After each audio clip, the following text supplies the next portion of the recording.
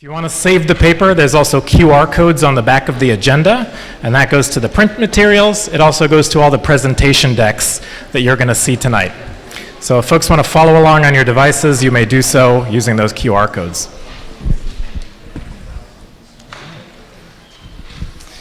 All right, folks, I think we're just about ready to go here. All right. So, first off, hello and welcome. Thank you all for coming to this first quarter public meeting in 2026 for the Gowanus Oversight Task Force. Thank you all for joining us this evening.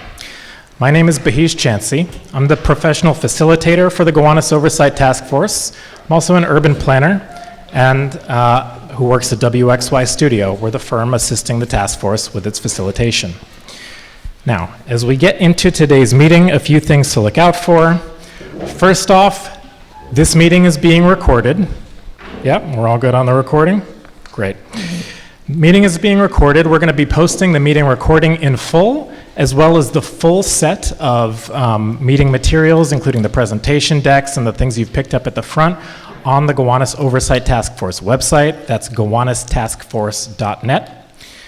You'll see the agenda, a fact sheet that was prepared by the Department of Environmental Conservation, as well as the packet that details updates on all 56 of the community commitments from the Gowanus rezoning are also available at the front or at that QR code on the back of the agenda. All right. So, just to look ahead, I'll do a brief introductory presentation explaining who Gowanus Oversight Task Force is, why we're here, the general facts about the meeting, and then we're going to invite up two different folks. One first from the Department of Environmental Conservation to present about environmental remediation at the Gowanus Green site, and we'll talk more about that. And then that'll be followed by public Q&A. I hope folks have their questions ready. And after that, representatives from the Gowanus Green development team will be invited up to describe to us a little bit more about the project plan, again followed by Q&A before we go to before we close out for the meeting. A few goals as we get into this meeting. First, we want to use this meeting to inform everyone in the community about the planned Gowanus Green development, its current status, as well as the anticipated timeline moving forward. Secondly, we want to inform the public about the environmental remediation process that's going on, the site cleanup, and we'll discuss the current status of that cleanup in the New York State Brownfield Cleanup Program, as well as similarities and differences that has from the New York State Superfund Cleanup Program, as it's a question in the community now. And finally, we'll make space to note any recent movement in the ongoing dispute resolution that's happening between National Grid and the Department of Environmental Conservation. Now, as we go through the presentations, you may have questions. During the Q&A session, we'll certainly take questions from raised hands, but if you have questions you want to make sure you remember, write down, send to the front of the room. My colleague Amanda is in the back. My other colleague Sarah have index cards and pens. If you can please put your name and the question on an index card, we'll collect those at the front if you'd rather not ask them aloud in the meeting room. So, before we continue with a little intro and oversight as to who we are, I just want to first off thank folks who have joined us. First off, I want to thank some of the elected officials and their representatives who've joined us tonight. We have representatives of Assemblymember Joanne Simon, State Senator Granardis, as well as Congressman Dan Goldman. I also want to thank the city agency representatives who are in the room. We have agency representatives from a number of different agencies. I'm probably going to miss some, including the Mayor's Office of Environmental Remediation, the Department of Education, the School Construction Authority, the Department of Environmental Protection, the Department of City Planning, NYC Parks, and many of the other agencies at the city who are helping to realize the work that happens at this site. Now, before we continue, I want to invite up the task force's sponsor, Councilmember Shahana Hanif, to give a few introductory remarks.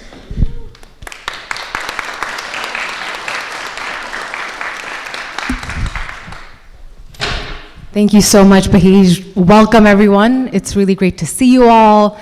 I want to just first congratulate Bahij and team on this is their first meeting since being brought on as the task force facilitators.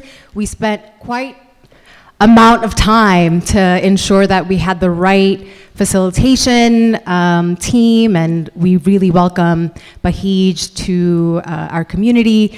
And I also want to thank every single task force member. Could task force members raise their hand or just show that you're here?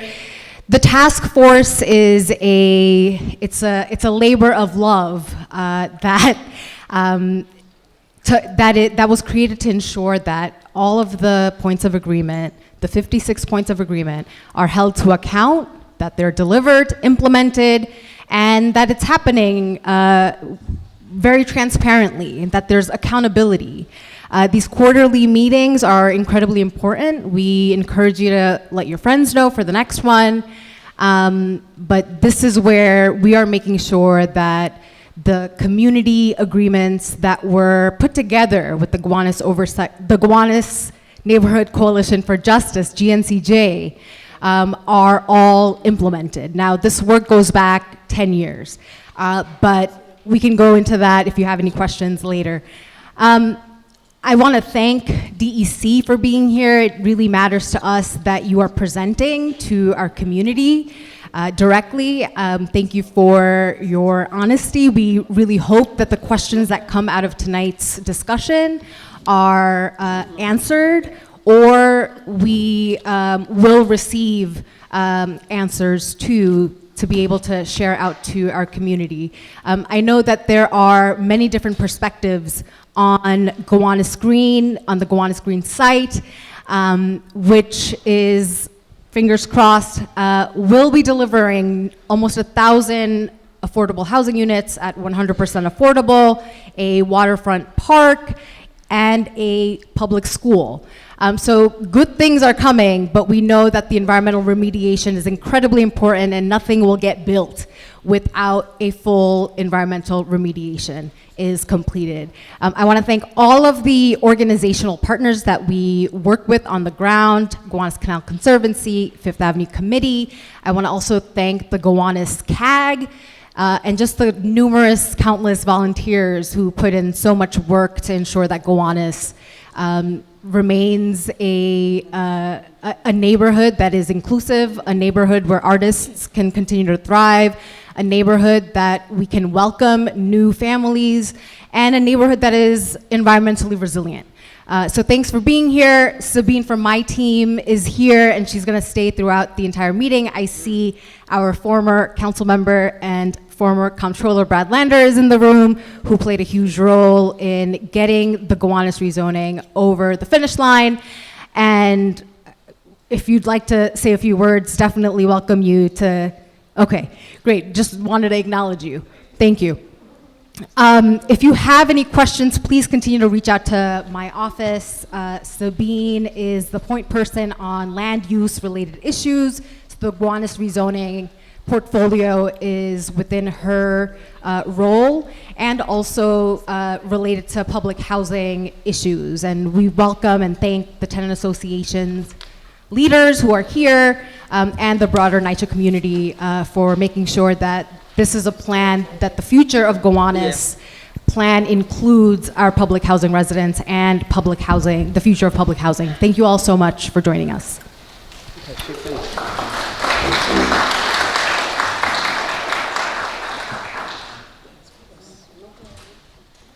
All right, folks. Can folks hear me on the mic? Yeah, I think so. All right, now beginning with a little bit of an oversight as to, an overview as to who Gowanus Oversight Task Force is. Gowanus Oversight Task Force is a volunteer body of community residents, workers, and civic leaders who are dedicated to delivering the 56 community commitments from the 2021 Gowanus Neighborhood Plan. For short, we call ourselves GOTF. GOTF is not a part of the city government. We're a community group appointed by the local council member, Shahana Hanif. Now, as everybody is probably aware by now, Gowanus was rezoned in 2021. That's one reason we see a lot of new construction in the area, and the reason that many of those homes are required to be permanently rent stabilized and income capped, including 20 to 30% of units even in privately developed buildings. Along with the growth in the number of homes and residents in the neighborhood through this rezoning, the plan made 56 commitments to investing in and improving the neighborhood's infrastructure and its amenities, formerly known as the Points of Agreement, POA. These community commitments include new waterfront space along the canal, a new school and a new park, both in the Gowanus Green site that we're discussing today, money to renovate apartments at Gowanus and Wyckoff houses, resources for existing businesses and tenants, improvements at Old Stone House, Thomas Green Playground, and the 4th Avenue Library, and infrastructure investments to reduce flooding and improve street safety, among many other things. Now, not everything happening in this area is related to that neighborhood plan. For example, the Federal Environmental Protection Agency, EPA, canal cleanup is a separate effort ongoing through a federal Superfund project, but we work to collaborate with all those ongoing projects in the area. In total, the government dedicated $240 million to these commitments in the neighborhood, $250 million for infrastructure, amenities, and resources. Now, these commitments are being delivered by the New York City government agencies, the Department of Housing Preservation and Development, the Department of Transportation, Department of Environmental Protection, NYC Parks, Brooklyn Public Library, Small Business Services, et cetera, and so on. The $200 million for NYCHA renovations at Gowanus and Wyckoff houses is being handled by NYCHA and some of its contractors. As a community group, Gowanus Oversight Task Force cannot deliver on the neighborhood plan commitments ourselves. So instead, we use our collective power for oversight. We organize with residents and other civic groups in Gowanus to hold the city and the state agencies accountable for delivering on those promises. We do this by regularly reporting progress on all 56 points of agreement, like in that POA update packet that you have from the front. And when commitments are off track, like Gowanus Green, or if they've made significant progress, we invite those agencies into the room, into a public meeting like this, to ensure that there's transparency and oversight as those things advance. Now, this oversight takes a lot of work, and it takes coordination on multiple fronts. Therefore, Gowanus Oversight Task Force's more than 30 members are organized into 5 topic-based committees that each monitor and advance related commitments. Now, we invite you, yes, you all, residents, interested people here in Gowanus, to join these committees if you're interested, and to help Gowanus Oversight Task Force deliver these benefits for the community. If you're interested in getting more involved, please reach out to us or speak with me after the meeting. Now, today we're here to talk about Gowanus Green in particular. The community commitments at this site are major. They include the full remediation of the site, a 6-building, 955-unit, 100% affordable housing development, a new public park, and a new public school building. We're meeting because the work on this project has been stalled for years due to a dispute about the environmental cleanup that we will want to see progress. And so we're here focusing on that topic tonight. Now, a bit more background on that project in particular. Gowanus Green is the single largest amount of affordable housing proposed in the Gowanus rezoning. All 955 units there would be income restricted and rent stabilized. The project represents about 1/3 of all the affordable units that are expected to come from the rezoning. And some are the most deeply affordable units that are set aside, more so than some of the other private buildings built, not to mention the inclusion of the new park and school. The Gowanus Green site is at the corner of Smith and 5th Streets alongside the canal. It's the northern half of that large empty lot that you see as you're coming out from the underground tunnels on the F and G between Carroll Street and Smith and 9th Street stations. Now, we want to see progress at this large, empty, fenced-off lot, and so we're here to promote that. To progress, we need to clean up what is currently a very polluted site. At the turn of the 20th century, this site was home to a manufactured gas plant. You'll also hear the acronym MGP throughout this evening's presentation for manufactured gas plant. The former company that owned the plant is now National Grid, the gas utility. You'll hear National Grid in some of these presentations referred to as the potentially responsible party, the PRP, as in responsible for the pollution on the site. This was one of several former MGPs located along the canal, some of which have already been redeveloped. The gas production at these sites left the soil heavily polluted with a waste product that's called coal tar. It's one of more than 60 polluted and formerly polluted sites along the industrial activity around the Gowanus Canal, where DEC is overseeing remediation. There are 4 community commitments that relate to this site. The first 2 are the focus of this evening's meeting. Point of Agreement 3.1 to build Gowanus Green mixed-use development that includes 50% of its units for extremely and very low-income residents, and dedicated homes for seniors, supportive housing, and homeownership opportunities. And Point of Agreement 3.2, environmental remediation, to clean up the site so that the development can advance. That cleanup happens in 2 parts. The first part is done by National Grid. That's the part currently at issue. And the next pass is done by the development team. The other 2 Gowanus Green commitments can only happen if the cleanup can actually proceed. That is to build the new public park, Point of Agreement 6.4, and the new public school, POA 9.3. Now, if you read the local papers, which I hope everybody in this room does, probably many of you do, you'll see this cleanup and some of the neighboring sites have been getting into the press lately. These stories have focused on the stalled cleanup process, on some of the recently proposed changes to the cleanup plan, on the spread of pollutants underground, and a few of the articles also question which New York State cleanup program the project should be in. Now, this meeting is a forum to air those questions. You may have also seen local advocate Martin on New York City's own Subway Takes. Martin, I saw in the meeting earlier, handing out some of his literature, where he opines that before building housing and a school on that polluted site, we need to clean them up so they're no longer a hazard.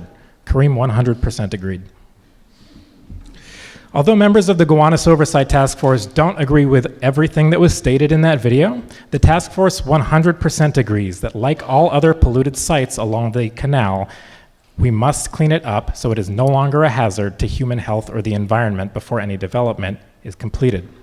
We want to deliver both the remediation and the deeply affordable housing, school, and park that are committed to in the rezoning. This meeting is an opportunity to align about the facts of the cleanup. Now, a bit more background on the remediation itself for the more casual follower. The remediation program is currently with the New York State Brownfield Cleanup Program that's operated by the Department of Environmental Conservation. That allows private sector developers to clean the site with DEC oversight and sign-off in exchange for tax breaks. However, the cleanup has been stalled since 2023, when DEC ordered National Grid to do additional cleanup. Remember, National Grid takes the first pass at cleaning here. However, National Grid disputed those additional orders. This past fall, to advance to a resolution, National Grid and the development team proposed to subdivide or parcelize the first building site, Parcel A. This year, they also submitted a remedial action work plan, and both are currently being reviewed by Department of Environmental Conservation. As we've seen in the press, there are also community members who've asked for the cleanup to be moved from the New York State Brownfield cleanup and to the New York State Superfund program, where, in that case, DEC would clean the site using public dollars and then sue National Grid to recoup the cost. So how this work all advances impacts the project as well as its timeline and who pays. DEC is here in part to explain differences in the Brownfield and Superfund program as well as how they're similar and why the site's currently in the Brownfield program. Major concerns that we've heard among the community include ensuring that the site is safe for its sensitive uses, homes and a school, making sure that vapors from underground pollution does not seep up into the buildings, the spread of underground pollutants, as well as the potential delay that might be caused by switching programs, or in the worst case scenario, an indefinite delay in the cleanup, a polluted site remaining there, and the potential loss of the promised housing, park, and school. So all that to say, the task force has now invited the experts to address these concerns and community questions. We'll first hear from the Department of Environmental Conservation on the cleanup, and then we'll hear from the project's development team about the proposed housing program and development plan on the site. We did also invite National Grid to this meeting. They declined to come and present to the community, so you can make your concerns heard directly with National Grid if you so wish. In any case, that's the overview for the Gowanus Oversight Task Force. We're now going to move into the next presentation about the environmental remediation. So I will invite Andy Guglielmi from DEC up to give that presentation, and then we'll open up to questions and answers from the community. All right, so please, Andy, I'll set up your presentation. And members of the Sustainability and Resiliency Committee, if you can also please come up to the dais. Thank you. I'll stand, I guess. There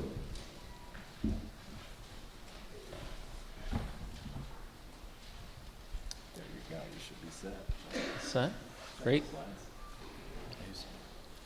Looks right. Thank you, Bahish, and thank you for inviting me here to speak. I'll introduce myself first. My name is Andy Guglielmi.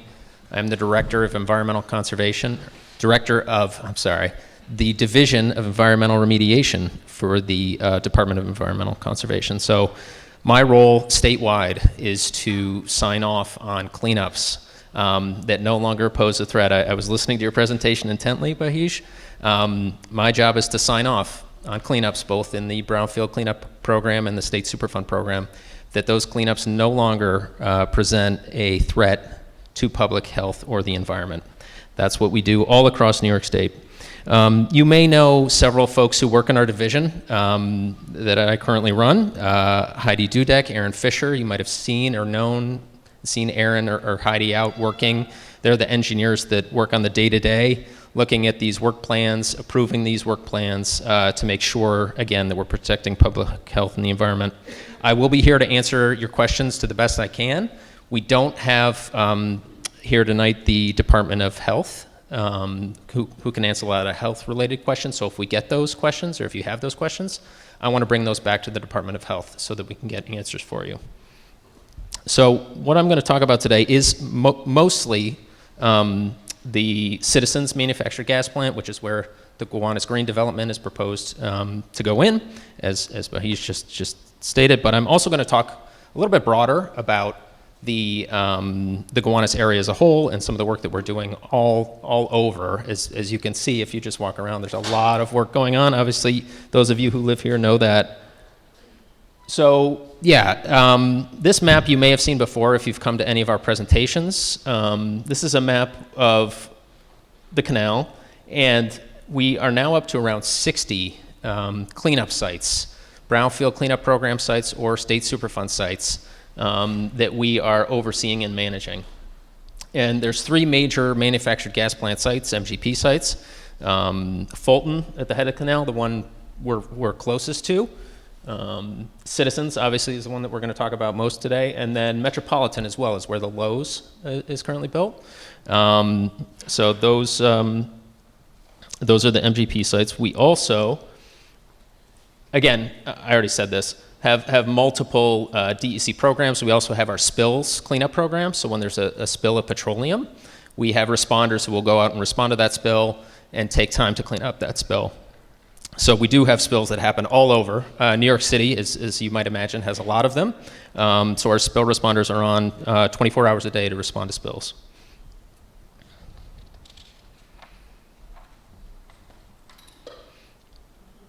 One thing that I know has come up previously, and I won't spend too much time on this, but want to make sure, because it sometimes gets confusing for folks, is what role does DEC play? What role does EPA play? What role does the Department of Health play? What role does New York City play? So we tried in this slide to break that down. Already talked about the fact that we, DEC, are handling a lot of the what we're calling upland sites. So let me go back real quick. All those sites, not the canal itself, but all the sites upland of the canal that could present an impact or could negatively impact the canal and the canal remedy that the US EPA is currently running. That's very similar to what we do statewide and really nationwide.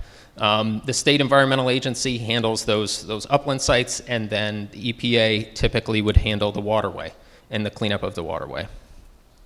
It's one of the things, for instance, we're doing at the Hudson River. Very similar concept.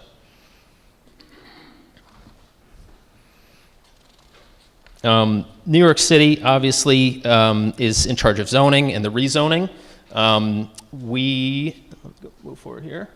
The city will issue certificates of occupancy. That's not something we do, although we work hand in hand with the city to make sure that before they issue a certificate of occupancy, we're comfortable that that public health and the environment is protected. And I'll talk a little bit about some of the things that would go into that kind of a determination.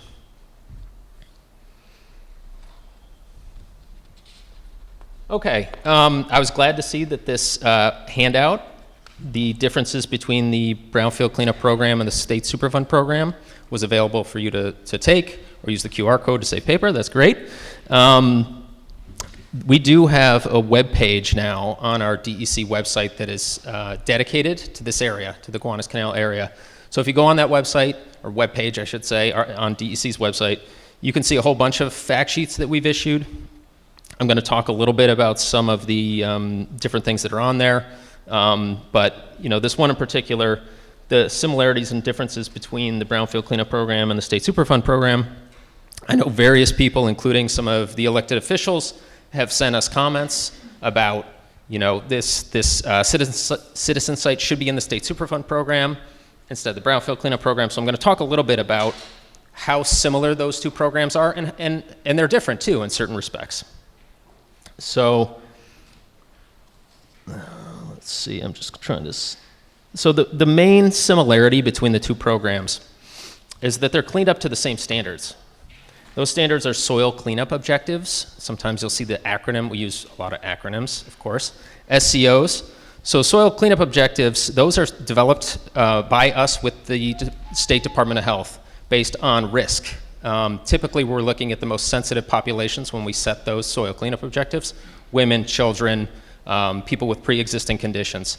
So those are set at chronic lifetime exposure scenarios for the various uses of a site. So the uses, I'll just go through them real quickly, and if you have questions, I always take questions on this. There's residential, which is single-family housing, would be the strictest. And then restricted residential, multifamily housing, commercial, and industrial. So they're all different standards for different contaminants based on ultimately the use. Those use-based standards are used in both programs. And there's a whole host of other factors we look at to determine how we are going to ultimately clean up a site and, again, address that hazard 100%.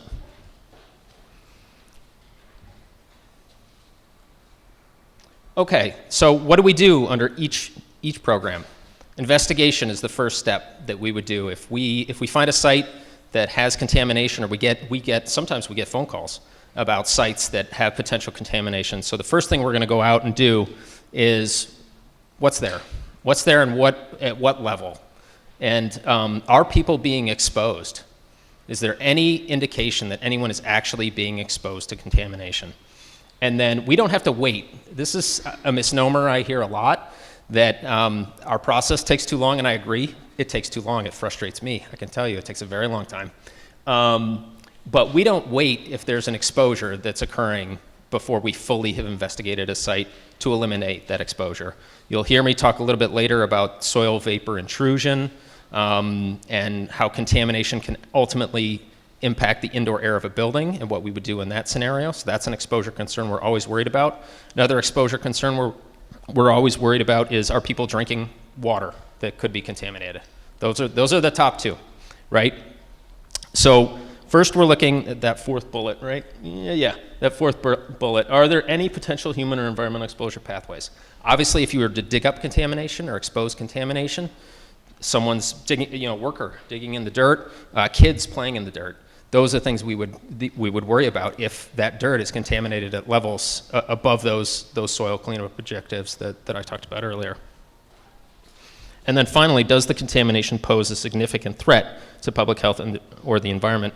What we do to determine that is we look at all the data, and we work with the Department of Health, and we sit down. I sit on these calls. I had one of these calls on Wednesday, right? We sit down, we talk about all the information, we look at sites all over New York State to determine whether or not a site is a significant threat. If it is, it triggers certain things in both the Brownfield Cleanup Program and the State Superfund Program.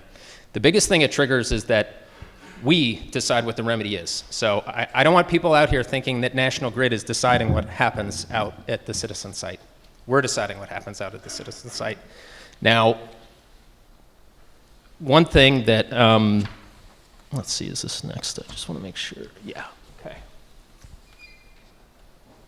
I talked about this a little bit, establishing the cleanup objectives, developing the remedial alternatives. So when we're developing remedial alternatives, yes, correct. I think Bahij, you might have mentioned this in your presentation. there is an option if a remedial party is just unwilling or unable to implement a remedy, that we would implement it using state funds. It's called the State Superfund. We've done that. We will do that when somebody just won't do what we're asking them to do.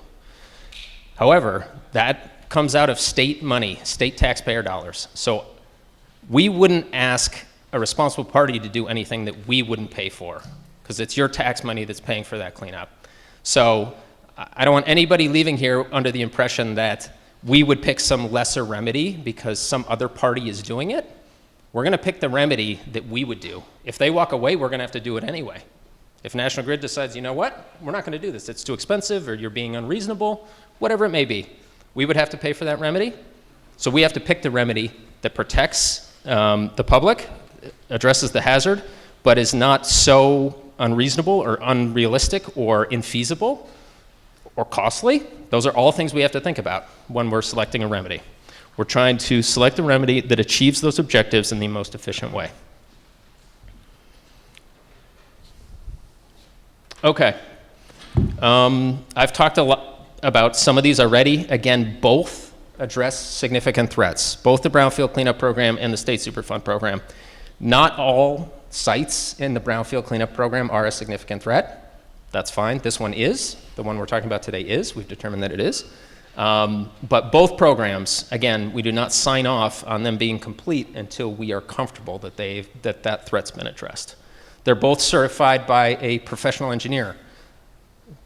We select what a remedy is or a cleanup is, and a professional engineer has to certify us, has to put their license on the line and saying, we have implemented what you said we were going to implement. Now, again, it's a little bit different. I think there were some questions about this that I've seen. There's an applicant, right? A developer that comes into the Brownfield Cleanup Program. So many of the sites up and down the canal that are in our program are Brownfield Cleanup sites where an applicant wants to implement it. That program gives two things, really, to applicants if they successfully complete the program. They get a liability release, so that's the incentive. They won't get sued for that contamination if they clean it up and they follow our program. And the other thing they get is tax credits at the end of the day. Tax credits for what they spend on the remediation, but also tax credits like tangible value of what they build. So actually, the incentive is you're getting money back on what you're building and what you're providing for the community, ultimately. Now, it is a voluntary program in that you can walk away from the program if it gets too expensive or you don't want to do it anymore. But you still have a legal agreement with us. There's an agreement, it's called the Brownfield Cleanup Agreement, that applicants have to sign with us. They have to send us work plans. We have to approve those work plans. And at the end of the day, yes, they get this certificate of completion. I'll talk a little bit about what happens when they break that agreement or when they violate the law, because that does happen from time to time, or they do something on site that they shouldn't be doing. And there's a legal process that comes out of those violations. Again, the State Superfund Program, either someone else will do it under a different legal agreement with us. It's called a consent order. Very similar, though. They give us work plans. We approve those work plans, and they implement the cleanup at the site. Or we do the work. If nobody else will, we'll pay for it and try and get our money back after the fact. Okay. All right. Sorry, that was a lot of background. I want to talk about the site now that we're here to talk about. So you see this old picture. I don't know when this was from, but I have some other ones in here I know are from 1922 of the old Citizens Manufactured Gas Plant site. Again, I won't spend too much time on this. I think this was already discussed, but manufactured gas used to be the way lights were lit, cooking and heating, but the gas had to be held. You'll sometimes hear a holder, a gas tank holder at a former manufactured gas plant. There were holders on the Citizen site. And the byproduct of manufacturing that gas was this oily, dark substance called coal tar, which contains, the contaminants are a lot like petroleum contaminants from an oil spill, naphthalene, which smells like mothballs, benzene, some other like gasoline, petroleum-based related compounds. And I should have said, I'm an attorney, I'm not an engineer. So I'll do my best here because I've worked in this field for about 20 years. But there are other chemists and engineers and geologists that we work with who know a lot more than me. I just want to try and give you some of the basics here. Again, National Grid is the responsible party. This was originally run by Brooklyn Union Gas. National Grid bought Brooklyn Union Gas and assumed their liability. Okay, so what has happened on this site? You'll see a bunch of site numbers on here. I don't want you to get too into that because there's a map coming up that'll explain this a little bit better. But this site already has been divided into a couple different sites, parcels, I'll say. Again, we're talking about the Gowanus Green. That's this top one, C224012. National Grid, a participant, and I'll explain this too because it gets confusing and I apologize. The City of New York, I'm not going to name all these names, various volunteers as well on the site. There's also a site right to the south, 459 Smith Street, you might have heard it referred to as. Also, Grid is on an agreement with us as a participant and another volunteer. Actually, two volunteers, it looks like, on that other site. So a volunteer is sort of what it sounds like. It's a party that had no history at a site, isn't responsible. They want to buy the property. They want to redevelop the property. They want to build affordable housing on the property. So that's a volunteer. They can come into the program, again, sign that agreement with us, that legal agreement with us, and perform the remediation. A participant, on the other hand, is a responsible party. There's someone by law who's responsible for the contamination at the site, and they not only have to address the contamination at the site, they have to address all contamination that's emanated from the site as well. So it's for bigger sites, that's a big deal. And National Grid is that party in this situation. All right. Here's a map that just shows those sites that we just talked about. Gowanus Green, that blue. The green here, not Gowanus Green. The green here is 459 Smith. And then that purple up at the top was another parcel that was part of the former manufactured gas plant. That's parcel 4. Some of you may have heard that we've had trouble getting onto that site. Some of you might know there's a bunch of food trucks parked on that site. I can tell you that yesterday I sent a letter to the owner of that site saying, we're going to come onto your property because we've asked and National Grid has asked over and over again, you haven't given us access, so we're going to come on your property to investigate. Once those food trucks start serving people this summer, we want to get on that site and do some work. So that just happened yesterday.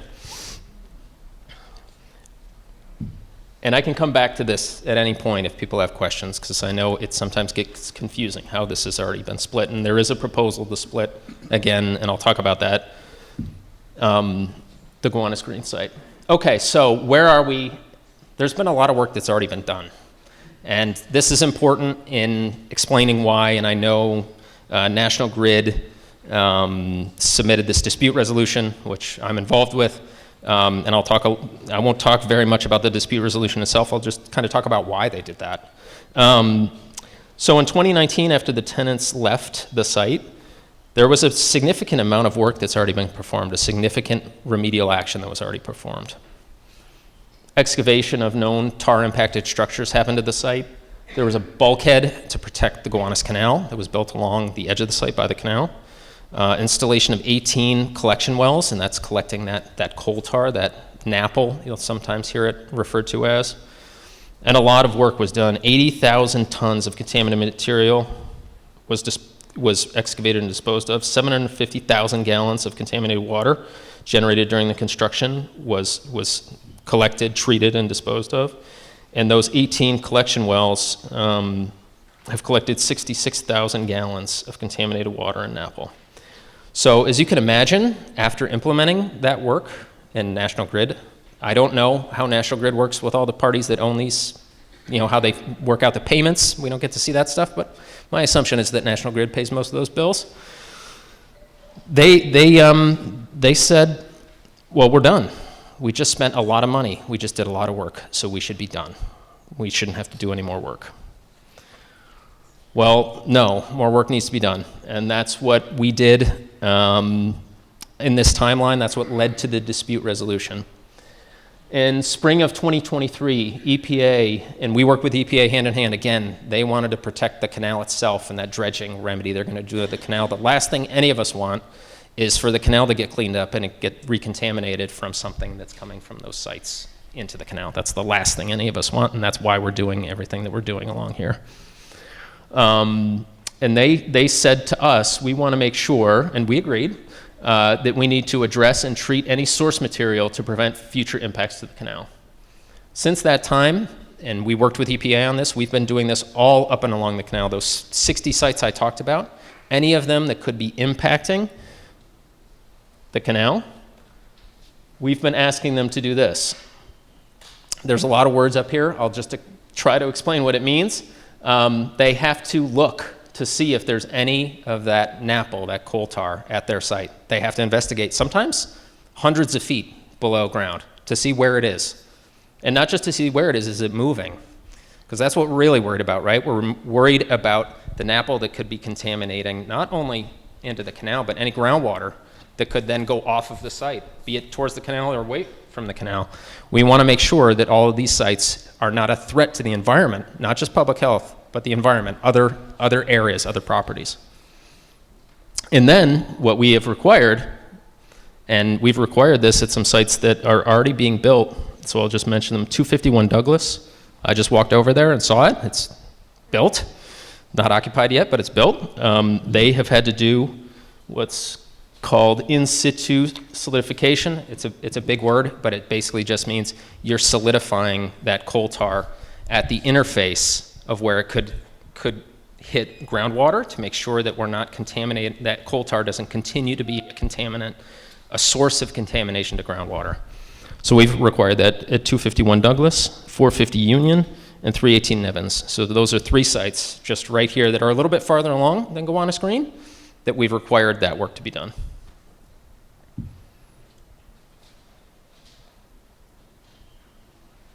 And we told Grid and others that they had to do the same thing at the Citizen site in 2023.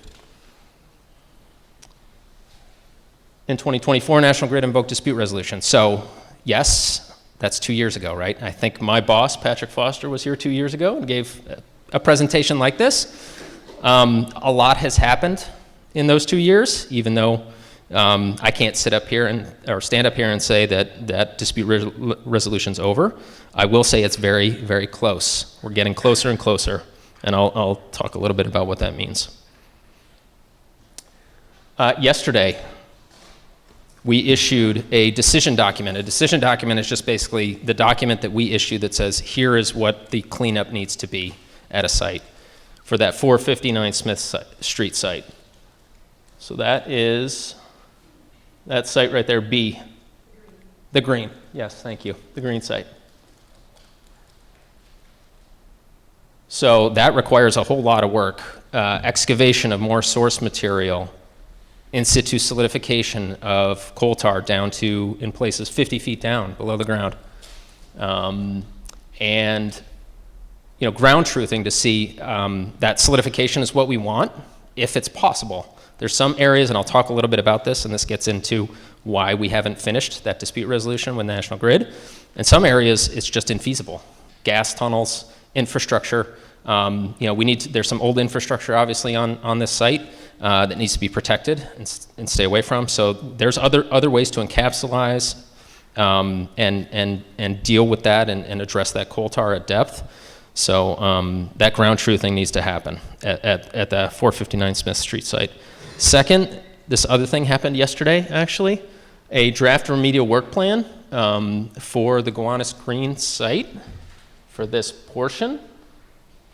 That portion up on the top left went out for public comment. And I know there is a pending amendment application to actually do this split, right? We haven't acted on that yet. We're still thinking about it. We got comments on it. Some comments very much in the nature of, we don't think that there can necessarily be a comprehensive cleanup of this site. We think it shouldn't be split up. So we're continuing to consider those comments. We haven't acted on that application. But in the meantime, we wanted the public to look at what the proposed work plan would be if we were to approve that amendment and create that site up there in the corner. So that is out. There's a public meeting that we announced yesterday too that'll happen, and I'll tell you when and where at the end of the presentation on that proposed plan as well. That's coming up in a couple weeks here. And then this concept of addressing coal tar at depth is what we are planning and what we think National Grid needs to do on the balance of the site. So the yellow. On the balance of the site, the same concepts. Now, why aren't we done? Why hasn't National Grid said yes yet? I'll tell you why. Here's some old pictures. I said I would have them from the 1920s. There's a lot of infrastructure. You can see piles that were used there on the right-hand side for buildings. There's been a lot of buildup over that site over time, as you can imagine. So some of these are now underground and well underground, some of these obstructions. So National Grid has said, there's obstructions, we can't do that solidification in every part of the site. And we said, well, prove it. You can say that you can't do it, but we want you to go out there and prove that you can't do it.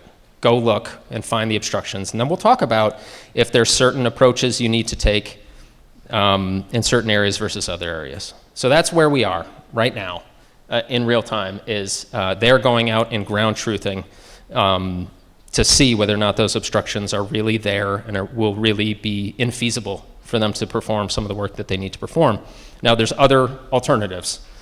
One of them being, and I'll just mention this briefly, although again, this will be something that will come up in the meeting in a couple weeks.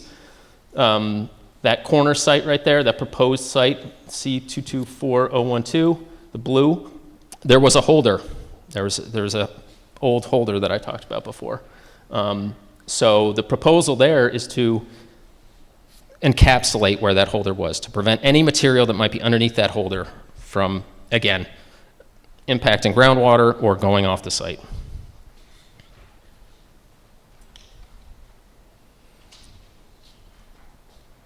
And I'm sure people have questions about that, and I'll do my best to try and answer them. Okay, so looking forward, and I know I saw timelines in here, and again, I wish this all would happen faster, but it takes a lot of time. And sometimes we require people to do more that they don't want to do, and we have to talk about it, and it's a process to get to yes. So when proposed plans become final, like the 459 Smith Street site I talked about earlier, then those applicants or responsible parties have to design remedies. Design work is necessary to design that remedy and then implement that remedy. And once the cleanup's complete, again, we get this final engineering report from a professional engineer that says, yes, we implemented that remedy that was selected. If there's contamination that's going to remain at the site, and I should have mentioned this earlier, some people will say, well, why don't you just dig up all the coal tar? Why don't you just dig all of it up? It's 100 feet down across the entire site. So if we were to dig up all of that, we would have to displace people. It's just not millions and millions and millions of dollars. We can't select a remedy that we wouldn't pay for ourselves and that we wouldn't spend state taxpayer dollars on. So we have to select a remedy that will address the threats, which we believe, at least on 459 Smith Street site, right? We selected a remedy there that will address those threats. Some of the other sites I mentioned as well that had coal tar impacts will address those threats. Finally, so if contamination is going to remain in a site, we need a site management plan that will manage that contamination forever. We need an environmental easement, which is a right that we have to monitor the site forever. And then what we do is issue a certificate of completion. I sign those as the director. So I'm the one who, I rely very much upon people like Aaron and Heidi and others who know the sites to tell me, Andy, it's been cleaned up. They did what they said they were going to do. The Department of Health says the same thing. This is no longer a threat to human health. And then those parties get their certificate of completion. We have issued over 750 certificates of completion already statewide in this program, the Brownfield Cleanup Program. Many of them do require ongoing management. So I'll talk about that a little bit too, because I know there's some concerns about that and whether or not that's doable. So I talked about this a little bit already. How am I doing on time? Am I way over, Bahish? If you can finish in the next 3 minutes. I can. I already talked about this anyway. All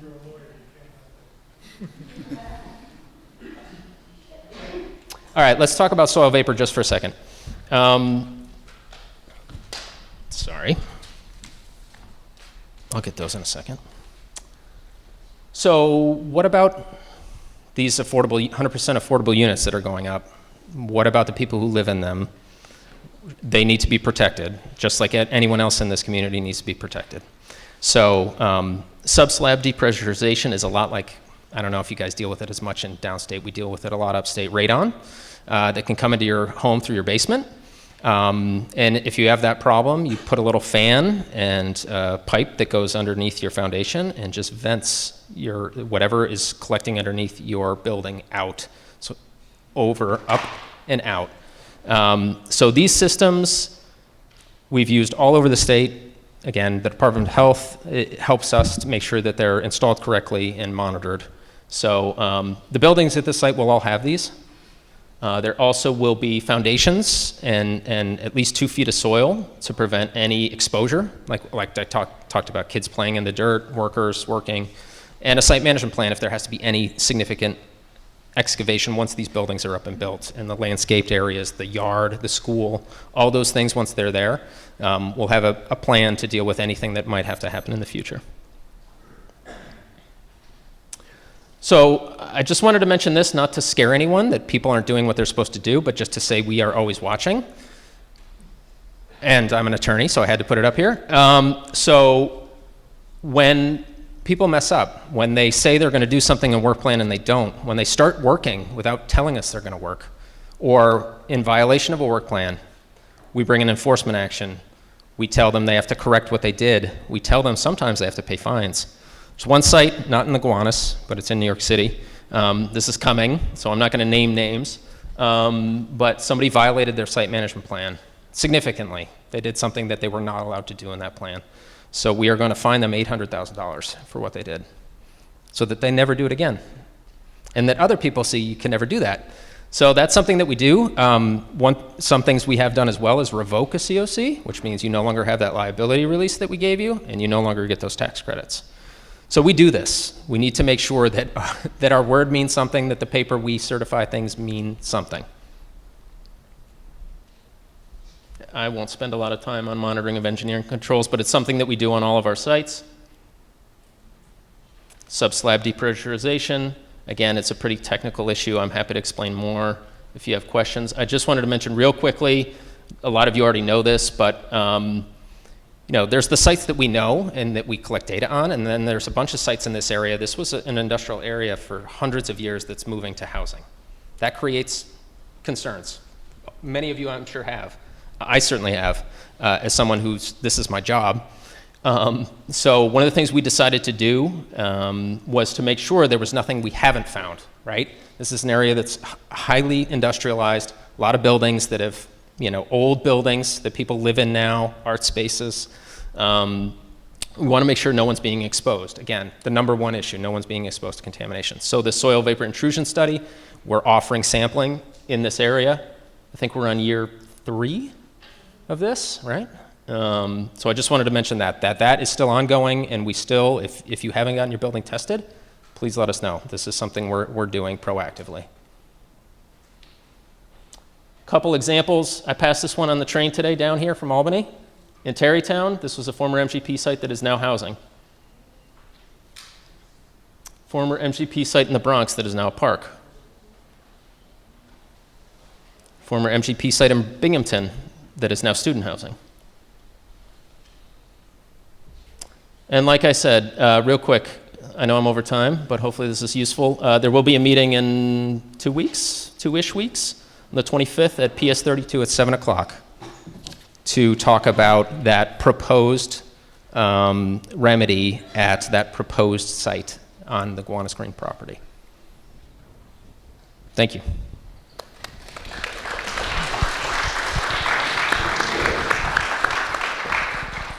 Thank you very much to Andy from DEC.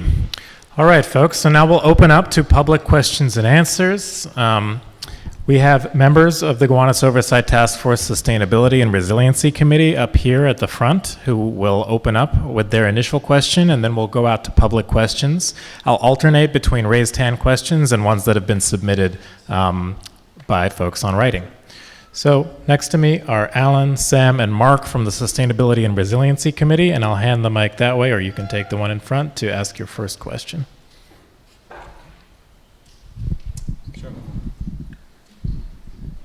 Thank you. Bahish, can you hear me? Yeah. Thank you, Andrew, for that presentation. We have a question about the site management plan or ongoing maintenance. So theoretically, if contamination is to remain in place, as part of the remedy, who will be legally responsible for long-term monitoring? You kind of answered that a little bit. But as well as maintenance, reporting, and corrective action over the coming decades, particularly if the original developer or contractor is no longer involved. And as an extension to that, what's sort of the duration of the site management plan or the maintenance controls? Thank you. Yeah, I'll try and answer maybe in reverse. So oftentimes, if contamination is going to remain at a site, that maintenance and monitoring goes on for as long as there's contamination at depth here, for instance. So the likelihood is that many, many years, 30, 40, 50 years, they'll continue to monitor groundwater, monitor soil vapor, and what needs to be submitted to us is something called a periodic review report. So every several years, we need to get data, making sure that a site cover is still in place, making sure that groundwater is still being monitored. NAPL collection we talked about, so they're actually going to be continuing to collect coal tar that's coming closer to the canal. We will get data on how much is being collected each year. As far as the entity, like who gives us that information, who's required to give us that information, that can change over time if property is sold. What doesn't change is that environmental easement I mentioned, right? So that's an easement put on the property forever, right? So any subsequent owner of the property, if they violate that environmental easement, if they don't submit those periodic review reports or fail to perform the monitoring, the owner of the property and anyone else potentially, right, that certificate of completion could be revoked. So those liability releases could be revoked after the fact. If monitoring shows that there's an issue. And I guess the other thing I'll mention too, and this happens, and this is obviously what we're talking to National Grid about, is we're constantly seeing if there's a way that we need to make our remedies better over time, forever, really. If there's a better way or if something goes wrong, we will go in and fix it. And, that's exactly what happened here and why we're asking National Grid to do more work. Thank you, Andy. All right, we'll open up to public questions from folks. You can please raise your hand, and folks from my team will bring around a microphone if you'd like to ask your question directly to DEC. Any questions from the audience currently? The first hand I saw up was the jacket of the person on the aisle here. Test. Thank you. My name is Oscar. I'm a reporter with the Red Oak Star Review, one of the local publications here in the neighborhood. I have my first question. I'll pass the mic on afterwards. But my first question is about the. You mentioned that you could fine, for example, or revoke the certificate if they don't do what they say. National Grid in this case. Given that National Grid is passing off its costs to its ratepayers, what is the actual enforcement there then? For how does DC view that when there might not be any actual costs for National Grid? Yeah, the utilities, right? And these manufactured gas plants all across the state have now been bought up by really only a handful of utilities. National Grid being one, Con Ed being one, Upstate Rochester Gas and Electric being another one. Just because they can pass on costs to their ratepayers, our job again is to address significant threats to public health and the environment. So we're going to pursue either we would pay and pass that on to taxpayers, right, or they're going to pay and address them. Again, and this is something that I know has been brought up. If this went into the state Superfund program, you could pick such a more robust remedy. It's really, we need to pick the most efficient remedy, because if they don't do it, we would do it, and we don't like to spend state taxpayer money either. So we need to select the remedy that is the most appropriate remedy to be implemented to protect the community that lives here. And National Grid's going to do it, and if they don't do it, we would do it. Thank you very much, Andy, and thank you for the question. I'm now going to go over to some written questions. We have about 6 questions here that all have a similar theme, and so I'm going to ask a couple of them as they relate to one another. Why did you allow for Parcel 4 to be in the New York Superfund program, but the other more polluted sites like Parcel 1, where the furnaces were located, into the Brownfield program? So a couple questions around that distinction. Why is Parcel 4 in the Superfund program? In addition, what criteria prevented this site from being a Class 1 or a Class 2 site? And then if you can answer in the context that Congressman Goldman and Assemblymember Joanne Simon have raised concerns about this site and called for it to be moved into the New York State Superfund program, what is your response to the community questions and those elected officials? Sure. There's a lot there. Let me try and go in order. So the Parcel 4, that was the one sort of parcel that was on that list.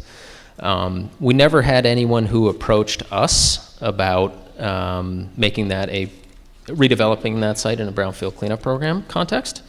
So that is why that site is not in the brownfield cleanup program.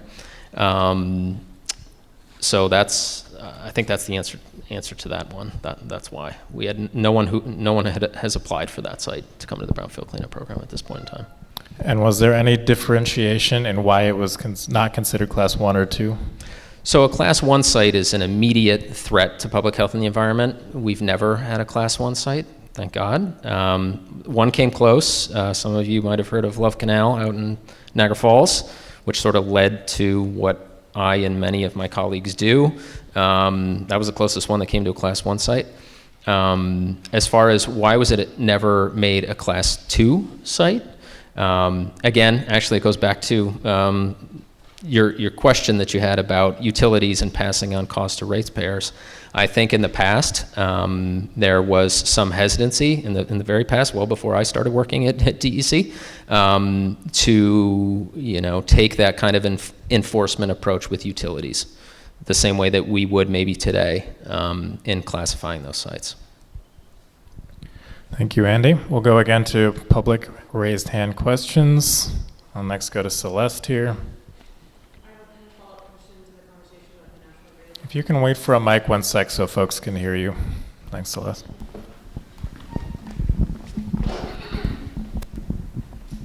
Thanks. I want to follow up on the question about National Grid passing it on to ratepayers. Has National Grid already submitted these costs as part of a rate case? Or do you know what timeline would be for that to happen based on other similar sites? I do not know the answer to that question. I do not want to speculate. Okay. Okay, perhaps another raised hand question. I've seen this gentleman here.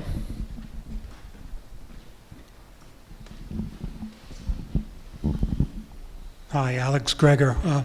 I look out my bedroom window at 459 and the sites that are there.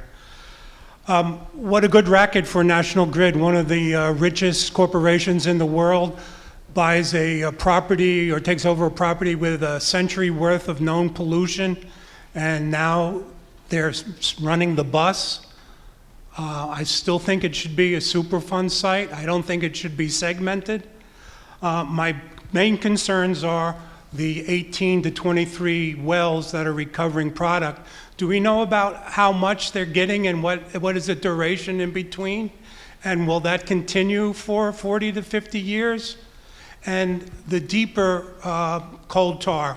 Have you ever tried to think about some new technology where they're actually heating up areas in the groundwater to extract the coal tar, making it come out of the groundwater and the soil easier? You know, we've made a lot of leaps forward in the remediation of coal tar.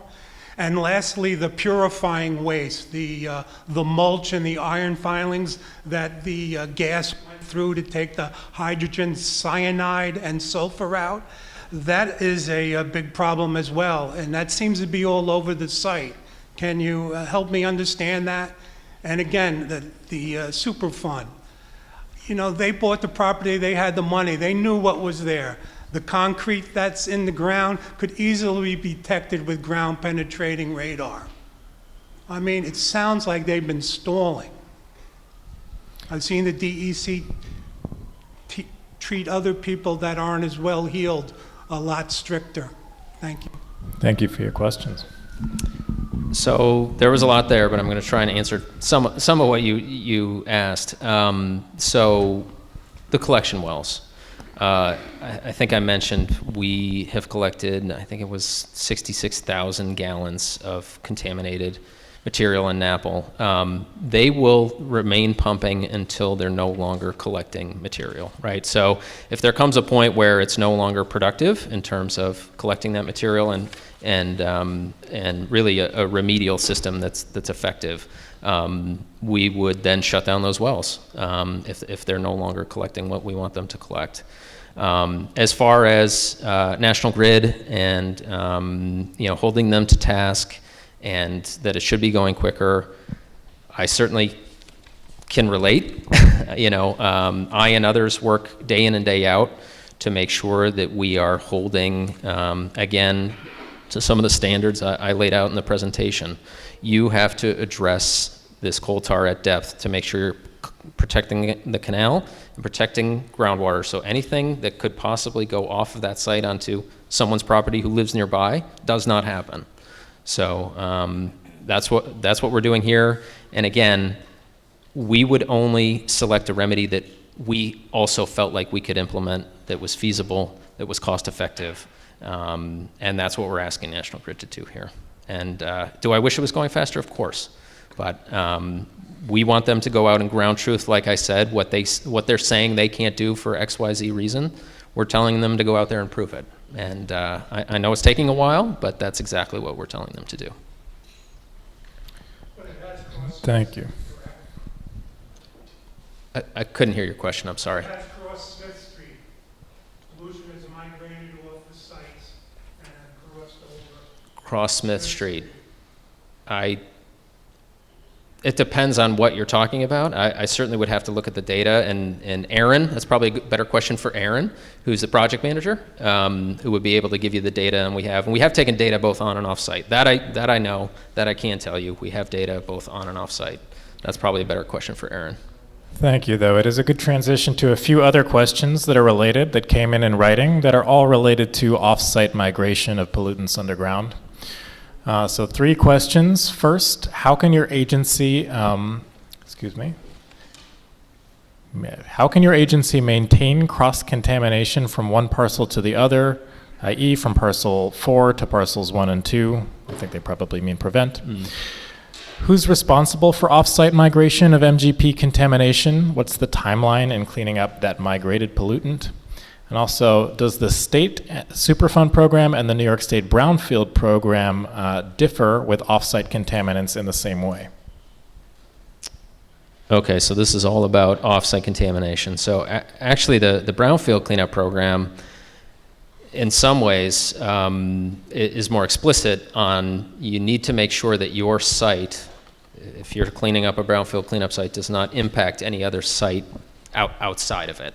So a lot of the things we're requiring here and at other brownfield sites along the canal are to make sure that they are addressing any source of contamination that could, like I said, contaminate groundwater, could move, could be mobile. So there is a requirement to make sure that your site isn't impacting any other site. And the way that we do that is by collecting data, both pre and post, the remediation, the cleanup, to make sure that that's not occurring. As far as how does it differ between the state Superfund program and the brownfield cleanup program, what can happen in the brownfield cleanup program if we don't have a participant, which we do here, it's National Grid.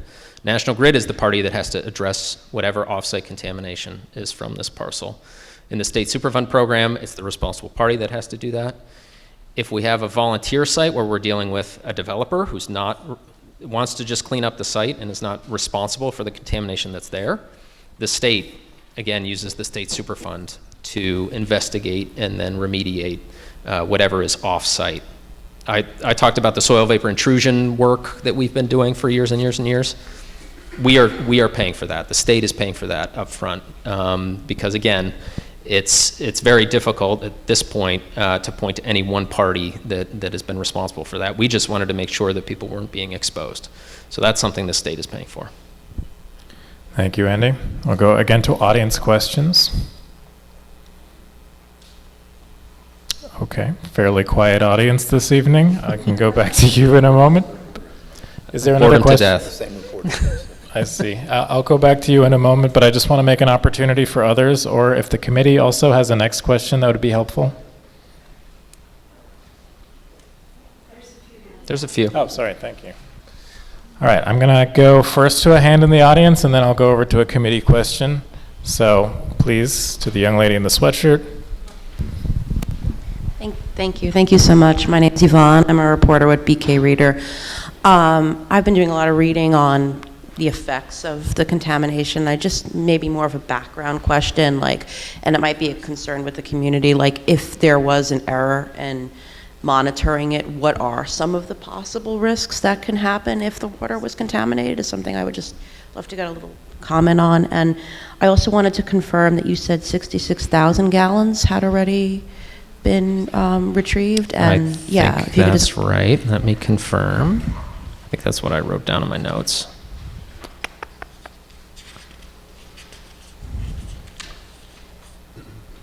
Yes, that's right. So what exposure, right, is what we would worry about. I talked about that earlier. Again, specific contaminants and what health effects they may have, that's a question for the Department of Health. But I can tell you, if contaminated groundwater were to emanate from, let's say, the Citizen site to off-site across Smith Street or whatever, luckily no one is drinking groundwater in New York City. No one is. That's good. However, that doesn't mean we just allow parties that have contaminated groundwater in New York City not to do anything about it. I can tell you, many people I talk to, responsible parties, say, who cares? Nobody's drinking it, but we care. It could be used someday, and you could be contaminating a neighboring property with your property, which is just something from, again, I'm a lawyer. From a fairness perspective, just doesn't make any sense to me, and this is not okay. Again, the other exposures we would be worried about are if there's anything in the soil, right? But what have been proposed at a lot of these sites are cover systems to make sure that exposure doesn't happen. And then the other thing would be indoor air, that indoor air contamination from potential soil vapor. And again, we have systems in place or testing in place to ensure that's not a problem as well. So we really try to see, are there any potential exposures? And if there are, how do we address them? Thank you. Thank you. We'll go to our last few questions, and then we'll move to the presentation by the Gowanus Green development team. So I saw Owen's hand up in the back for this next question, and then we'll go over to the committee.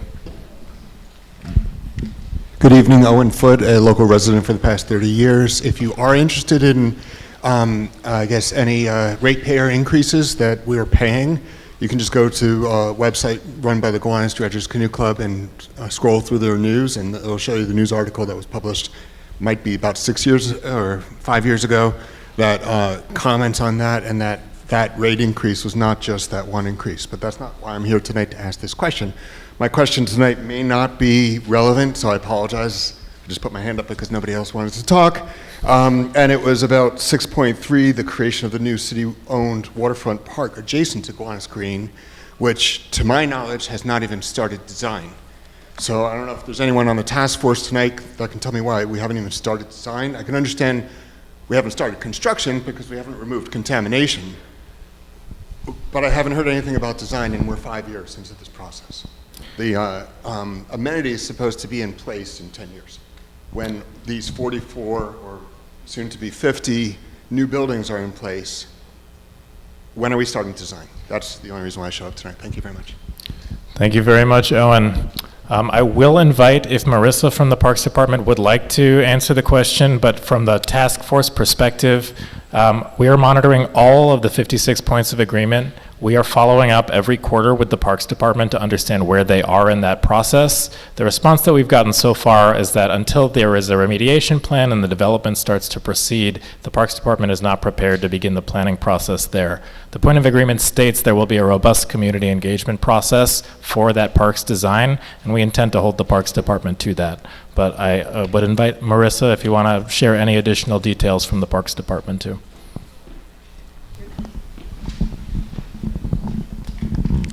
Hi everyone, I'm Marissa Fabricant from Parks Planning. So design of Gowanus Green of the park portion is somewhat dependent on the design of the street that will connect to the park and the grade of that street. So we cannot proceed with design before design of the street has been completed. But you know, we're committed to continuing to coordinate with the community on this, and it will move forward. Thank you, Marissa, and thank you, Owen, for the question. I'm going to ask a final question from the written questions here. If we want to return at the end to additional questions for remediation, we can return, but I do want to move us into the Gowanus Green presentation. So this final written question is, part of my concern about the continued safety of Gowanus Green, since the contamination remains in the ground 10, 20, 30 years from now, is how will the residents know if it remains safe?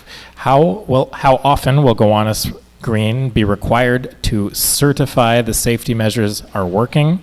How will DEC be required to verify that? And how will residents know the outcome once the development happens? Yeah, I talked about periodic review reports earlier. So once that certificate of completion, if it can be issued at the end of this, right? It won't be issued until the work's done and the hazards have been addressed, at least in terms of DEC's and DOH's perspective. Once that's issued, monitoring will commence immediately. It'll even commence before that, making sure that we're still, again, collecting groundwater, sampling that groundwater, getting those test results back. We get those annually to start, and then depending on what we find, sometimes we'll give them every 3 years, and then many years down the road, again, if things look good, it's all dependent on what the data says. We can sometimes make them every 5 years. Those are reports that we need to get that compile all that data. So that's how periodic review works. Thank you, Andy, and thank you. I do see your hand in the back, but for now I'm going to move on to the Gowanus Green presentation. I would like to ask a question before you move on, please. Okay, sure, sir. Thank you. Thank you. Oh, Sarah's got the mic in the back. Thank you. Thank you. I have to say it's a little shocking that you would come here to present tonight without reviewing some of the site data from this site. These sites have been studied for decades, okay, and it's well established that contamination is moving off these sites into the community, and it's also a main source of contamination to the Gowanus Canal, and as such is an operable unit of the federal Superfund site.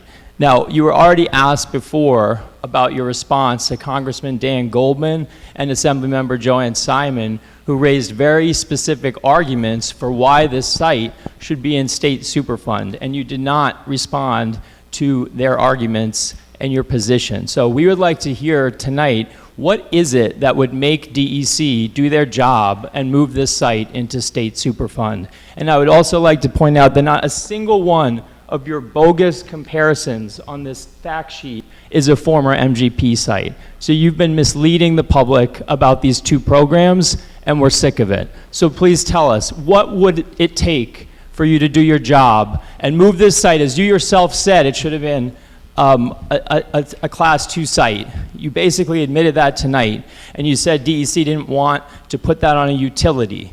And then you said out of both sides of your mouth that it's about money, not about health and cleaning up the site. So tell me, what would it take for you to do your job? I'll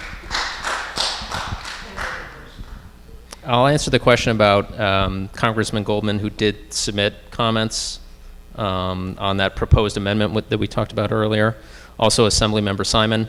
I went with the commissioner to talk to Assemblymember Simon about her comments. We also met with Congressman Goldman's staff after they sent that letter. So we have been talking with them about their concerns, about the differences and similarities between the two programs. I certainly can understand you don't agree that they're as protective. I can tell you that both programs, we do not determine work is done until threats to protect not only the site itself, but the community outside of that site as well have been protected 100%. That's what we do. That is my job. I take my job seriously, not only here in Gowanus, but all across New York State on the hundreds of sites that we have to deal with all over the state. Should it be a Class 2 site or not? It is a significant threat to public health and the environment, which is what a Class 2 site is. There are different programs. The legislature made 2 different programs. We just have to enforce what those programs that were made by the state legislature. Thank you, sir. And thank you very much, Andy, for answering community questions. Folks, please thank Andy for his time right now.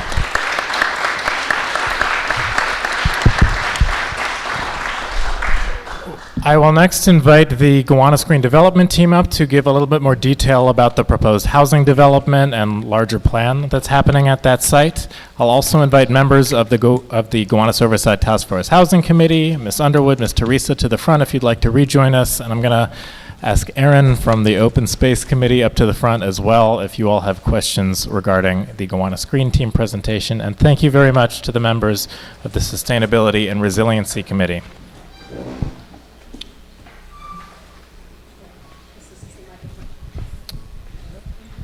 Hi, everybody. Thanks for coming out, especially as the weather went from balmy to cold.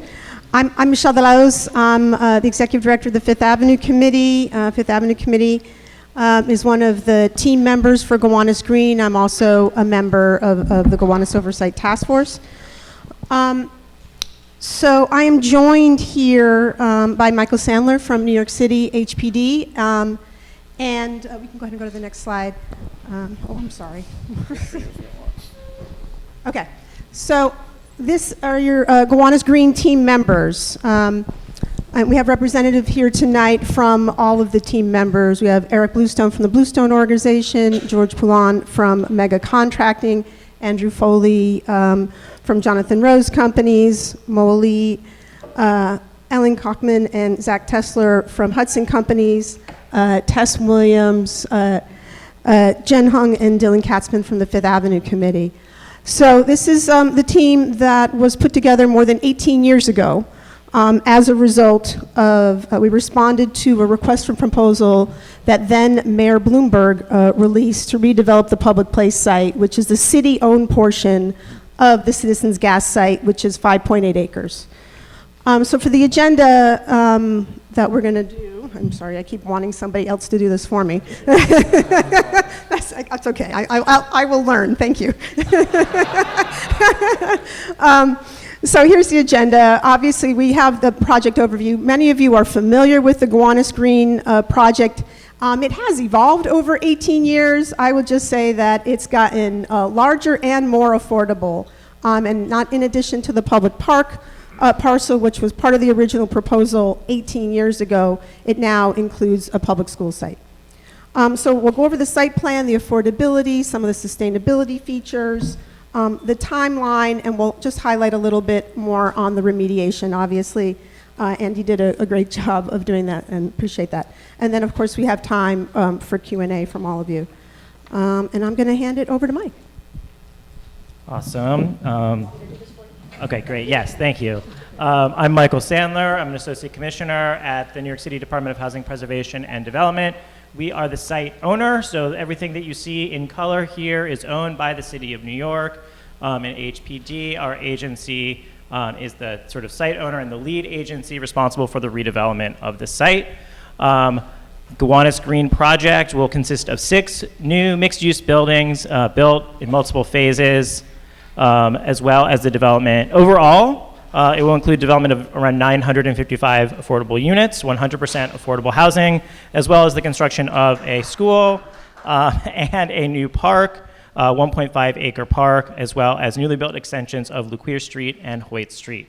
So all of these development components are the responsibility of the City of New York to deliver between the park, the streets, the school, and the affordable housing, which we are delivering in partnership with the Gowanus Green development team, who is here tonight. Next slide, please. The site will include a wide range of both site-wide and building-specific sustainability features to be an example of the type of green development that is possible. In particular, relevance for the Gowanus community, it will include a range of stormwater management strategies that minimize combined sewer overflows. That includes bioswales, stormwater retention on site and reuse within the site, as well as sustainable landscaping practices. And it is participating as a pilot as part of the city's climate resiliency design guidelines, which set design guidelines that look at not just the needs of climate today, but look at future climate needs in setting the standards for design. And so it is volunteering to participate as a pilot project to demonstrate these new design guidelines. Also, we'll be seeking Passive House certification, Enterprise Green Community certification, as well as the WELL certification. And I think I have one more slide just to talk through the different affordable housing. There's maybe one more going back. Yeah. That one. Okay. Just kind of want to walk through the 6 buildings. So we're looking now towards the southeast. Building A is the first building that would be constructed along Smith Street. This will be 191 units using HPD's Extremely Low and Low Income Affordability Program.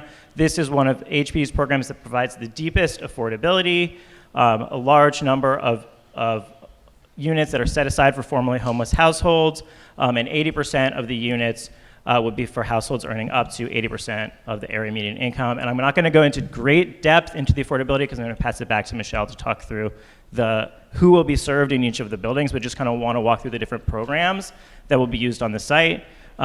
Moving east now to buildings B and C, which will use HPD's new construction finance program. It's actually very similar to Ella, but with a greater range in the mix of incomes that are served. And then buildings D and E will be providing housing for special needs populations. Building D will be supportive housing, and building E will be a senior housing building. And then building F, next to the new park, will be 63 homeownership units, homeownership affordable housing units. So we have got a range of incomes and populations served, both rental and homeownership affordable housing, as well as supportive housing, housing for formerly homeless individuals, and housing for seniors. And I'll pass it back to Michelle to talk a little bit more about kind of what that all adds up to. Great, thank you, Michael. So I know that folks always have questions about the affordability ranges. And so here's a breakdown that you can see by building, by HPD program, and then at the different area median income levels. Or another thing that people can look at, by the way, if you're not familiar with area median income, you can go to the New York City HPD website. If you just Google NYC HPD AMI, you're going to get all kinds of details about affordability that'll help you. But I think the most important thing to know is you see that 20% of the units are set aside for individuals and families that are coming out of the city's shelter system, right? We know that more than 80,000 people last night were in shelters in the city of New York, and that's on top of the folks that are on the streets. So, what better way to address homelessness than to actually produce affordable housing for people? Then, as you can see, moving from left to right, we go from homeless to moderate income. So a total of 54% of the units are at or below 50% of area median income. And, just kind of tying this back to the points of agreement or the commitments that the city made as part of the rezoning, that exceeds the commitment that was outlined in the rezoning, which was at least 50%. And then you can see, really it's about the mix of buildings or the types of buildings that they are. So the Sarah building, that's the senior building. You can see that many of the units are, 70% of the units are between 31 and 50% of area median income. Fifth Avenue Committee just recently completed a Sarah building in Sunset Park. That's a project-based Section 8 building, right? And so you can actually qualify for that building with an income of 0 because of project-based Section 8. The SHLP, that's a supportive housing loan program where 60% of the folks are coming out of the shelter system and have special needs. The other 40% are low-income individuals. And then you can see the new construction buildings, that's more of a mix of income ranges, and that's buildings B and C. And then finally, building F, that's the affordable home ownership building. In general, in order for home ownership to be sustainable, it tends to skew more towards moderate income between 81 and 120% of area median income. So we're very, very excited that this represents 957 units of 100% affordable housing, and which is delivering nearly a third of all the affordable housing that was approved as part of the November 2021 rezoning. So thanks. Did you do that? Thank you. Okay, so little deep dive on building A, because that's the first building that is going to be undertaken. So 191 units, over 9 floors, nearly 9,000 square feet of ground floor retail space at the corner of Smith and 5th Street. We don't know what the retail use is going to be yet, and I know sometimes people want to know that. That's something that will be determined, obviously, once we begin construction. We talked about, the AMI levels or the affordability levels. You see that 15% of the units here are set aside for formerly homeless individuals. If all moves forward with New York State DEC, we hope to actually close on construction financing in June of this year for this project. And complete construction in February of 2029. So it would only be 21 years after we were approved. So we would be old enough to drink, and by the end of that time, we're going to need a drink. So thank you. This is just a typical floor plan for one of the floors in the building. So you can see that 37% of the units are 2 and 3 bedrooms. And the remainder are studios and 1 bedrooms. There'd be an on-site superintendent in the property. So there's a mix of units to serve a mix of people and family sizes. A lot of the questions that we get are, how do I apply for this housing? I'm sure many people here are familiar with New York City Housing Connect, which is the online portal to apply for affordable housing in New York City. You can also, by the way, apply by mail. If you're not a digitally savvy person, that's okay. You can still apply by mail. I left a flyer at the front. Fifth Avenue Committee on a monthly basis provides affordable housing lottery information sessions for the community to help people understand how to apply. It might seem simple enough, but people make some pretty common mistakes applying for affordable housing that can sometimes disqualify them. So I really recommend that if you need any help at all, that you come to the Affordable Housing Lottery Information Session. But just to give you a sense of the demand that exists and the critical need that exists for affordable housing. So we are just a block and a half away from El Paseo on 5th Avenue or 120 5th Avenue. 45 affordable apartments in that development that a coalition of folks advocated for about 9 years ago. Who wants to guess how many people applied for 45 affordable apartments up the block? Come on, I'm looking for guesses. 75,000. 45,000. 200,000. Over 100,000 people applied for the 45 affordable apartments up the block.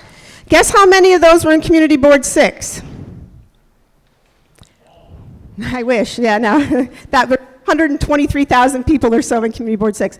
No, over 2,600 people just from Community Board 6 applied for those 45 apartments. There's tremendous demand for affordable housing across the city and in the local community. So, you know, people do not have to wait for the Gowanus Green buildings to be built to apply for affordable housing. Obviously, there are lotteries going on in Gowanus right now because of the Gowanus rezoning. So please apply for affordable housing. Okay, a little bit in terms of timeline, and as you can see, the phasing of the different projects. So for Building A, I mentioned that we hope to close on construction financing by June of this year. You see the supplemental remediation overlapping there with the remediation in the foundation.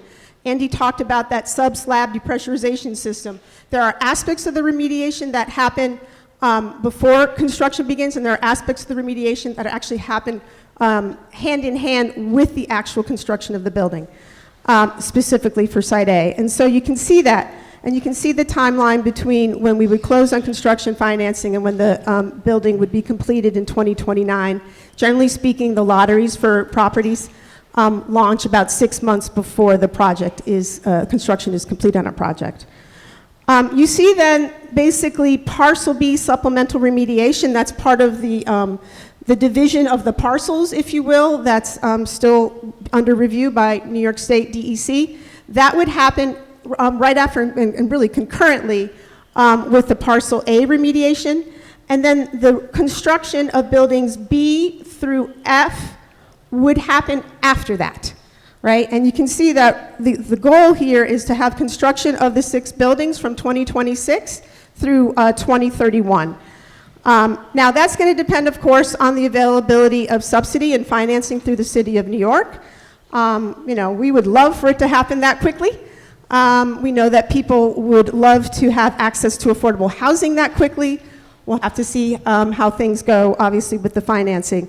And to the question, obviously, about the park and the school, you know, those, we don't know yet when Department of Education or School Construction Authority would want to begin that work, but we're anticipating that it's a little bit later in the next couple of years. So that just gives you a sense, a bit of how this, how it can work. Again, just a little bit of information on the brownfield cleanup application to subdivide the public place site into Parcel A, which is the Building A, the 191 units that we'd like to close on construction financing by June of this year.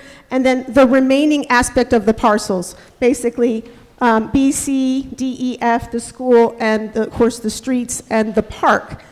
You know, one of the questions that people ask, like, why do you need to subdivide? Well, part of it is when you build housing, right, each one of these is a separate construction timeline, separate financing, and so it all is going to be divided in the end so that we can move forward with each development of each building. That would be our goal.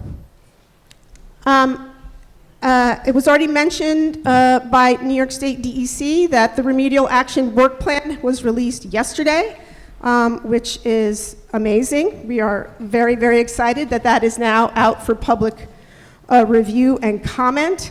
As he mentioned, the public meeting is on March 25th. You can, on the QR code, you can download the RAP. It's over 10,000 pages, so just make sure you have enough memory on your computer to download it, and don't hit print because you'll be very, very sorry you did that.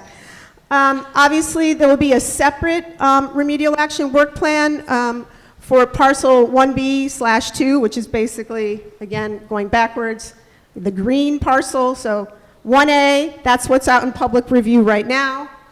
Parcel 1B/2, that is not quite yet out in public review. We hope for it to be out in public review shortly. Yeah.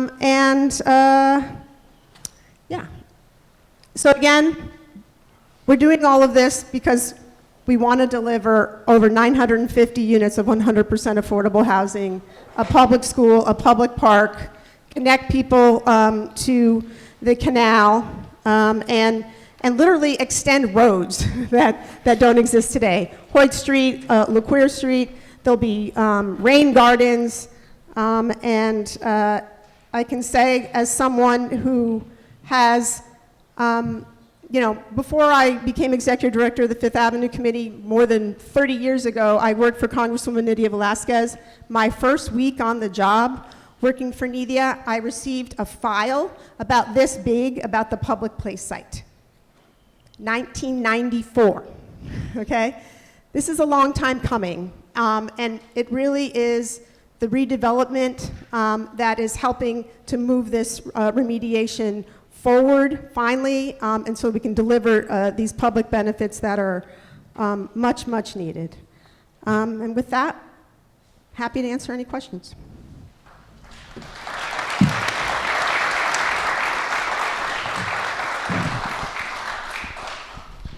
Thank you very much to Michelle and Michael from the Gowanus Green Development Team. We'll now open up to questions from the audience. If folks want to write their questions, you may do so. My colleagues are walking around the aisles with cards they can pick up. We actually have a few that relate to the Gowanus Green site that already came in from the first round.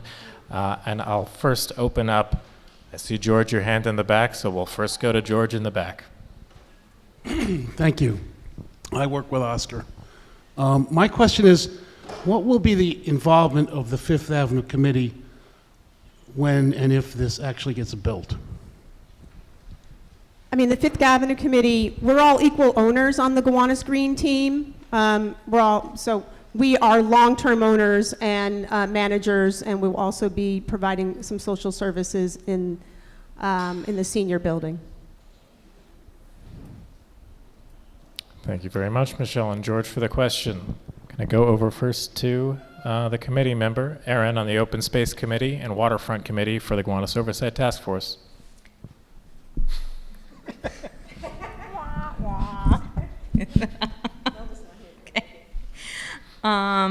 Yeah, representing the Open Space and Waterfront Committee. Can you just share a little bit about what the Gowanus Green role would be in the park design, the features, the development of that? I know, obviously you're not parks, but it's part of the overall Gowanus Green plan. I think it would be helpful to understand. Yeah, I mean, really, it's the Parks Department that's going to lead the design process. You want to speak more about it? But how does that get passed over? I think that's to be determined about who's actually going to finally build it out, but yeah. Okay, thank you very much. Going out to audience questions, if folks have questions. Yes, sir.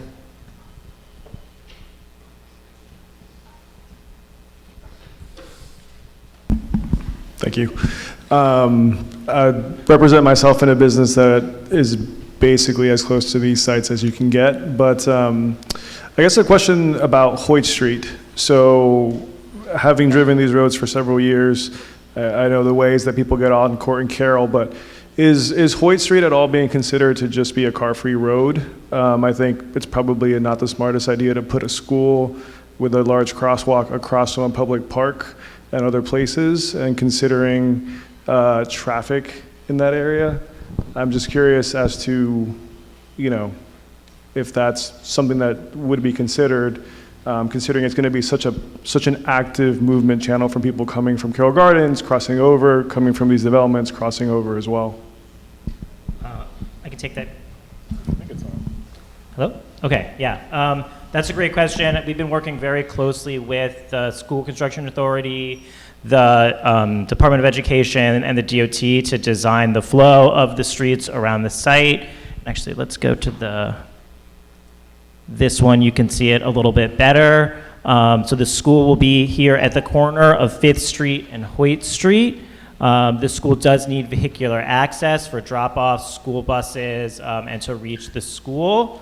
We've worked with the various stakeholders here to implement on the south side of the school a fully pedestrianized plaza. So the extension of LeQuire Street, the western portion, will be a shared street with some limited vehicular access and a turnaround that will allow for drop-offs, for fire department access into the middle of the site. And then the eastern portion of that will be fully pedestrianized outside of the school. And I imagine that most school entrances and kind of the most important in and out activity of children coming in and out of that school will be there on that fully pedestrianized LeQuire Street. And then Hoyt Street, which also serves as an access for the development site to the south, will remain open to vehicular traffic, and we'll continue to work with the DOT to make sure that that is a safe environment for crossing, especially if it's such a pedestrianized LeQuire Street. There will be a lot of permeability from the Gowanus Green site to the new park. Thank you for your question, and thanks, Michael. I'm going to go to one of the questions written from the audience. Can you go into detail about the CSOI stormwater management systems that you're considering? A question from Nick Bello. Sure. We can maybe go back. Oops. Keep going back. Oh, you're doing it. Okay. So a couple things. And actually, people may be aware that with the change in building code and under the Uniform Stormwater Rule, that new construction buildings now need to detain stormwater on site. So all of these buildings will have detention tanks. Additionally, let me go back. So going back to what Michael was just mentioning about the pedestrianized street, so there are also bioswales in that street, right? And we have rain gardens between buildings B and C and E and F. There are rain gardens. So we have a number of stormwater features that help to detain stormwater on site. Thank you very much, Michelle. I'm going to go to another audience question, if there's one from the audience. Yes, sir.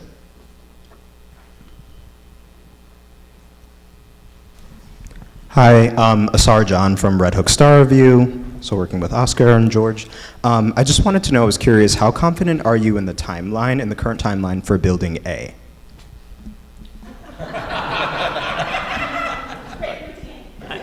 Ultimately, the timeline depends on the timeline for the cleanup and the approval by the state of the getting to a decision document on the cleanup for the site. So we have been working closely with DEC and the development team.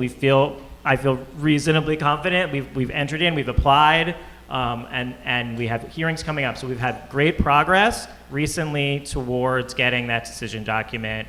As soon as we have approval, we will close on the financing for that first project. We have been working for decades now to get this project built. We have great momentum now. And so for this first phase, we are very hopeful that we are able to finance it this year. Following the subsequent phases, this is a very complicated development site. It involves the construction of streets, parks, and all of this housing. And we do hope to be able to deliver the subsequent phases very quickly after that first phase. The new mayor, Mamdani, has made a very serious commitment towards affordable housing, wants to build 200,000 new affordable homes over the next decade, and the Gowanus Green site is a centerpiece of that effort. Thank you for the question, Asar, and thank you, Michael. Any audience questions, or I will go to you in a moment. We have one written question who's come in also on Gowanus Green. Anthony, a resident on Smith Street between 3rd and 4th, wants to know, will you be keeping most of the street parking that many of the local residents use? So there's, we don't have any plans to change street parking on Smith Street or 5th Street. I should mention also that there are no parking spaces at all in Gowanus Green. So there's no subgrade parking on site. I mean, and there's various reasons for that. In general, affordable housing, the demand for parking in affordable housing is extremely limited. Thank you, Michelle. And over to your question. Hi, thank you so much. I was just wondering if you could go back to the affordability. You said 50% of the units would be for people who are formerly homeless. I just wanted you to confirm that. Did I? No. So there's 20%. You can see that in the column where it says formerly homeless, and it says 20%. So a total of 188 units out of 957 units are for formerly homeless across the 6 residential buildings, really across 5 residential buildings. What I said was that more than 50% of the units are at or below 50% of area median income.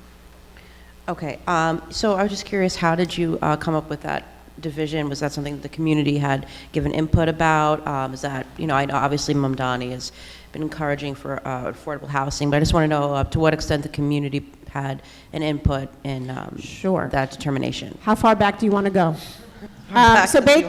Basically 2006, 7, Mayor Bloomberg, then HPD did community input sessions to give input into the affordability and really the request for proposals that was issued. That was a long time ago. We thought about things differently. That RFP required that 50% of the units be affordable. And our team, our Gowanus Green team, which the Fifth Avenue Committee pulled together, proposed at that point 72% affordable, and we were the first team in the city to propose permanent affordability. Fast forward 18 years later, it's 100% affordable, and there was always a desire really to have senior housing in the project, affordable home ownership opportunities in the project, and then opportunities for rental units at a range of incomes. So that's how we got here. And I would just say, too, that more recently, HPD and the City of New York, during the Gowanus rezoning process, there were many, many, many public meetings and information sessions, including one where there was input sought about the density on the site and how that would be distributed over the site. Thank you, Michelle. Any final questions here? The hour is getting late. Oh, now everybody wants a question as we go to the final questions here. Sir, I will give you a question as it's your first. Please wait for the mic. How would the affordable development, the housing ownership portion of the project work? Would be a kind of condo or co-op-like The model that the city has today is called Open Door, and it's basically a form of limited equity co-op.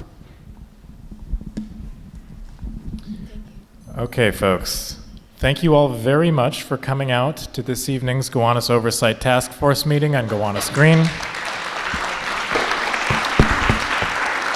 Thank you very much to our presenters this evening.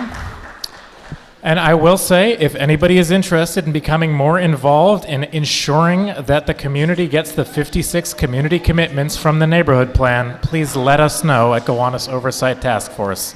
Thank you to the members of Gowanus Oversight Task Force and to everybody for helping do the event tonight.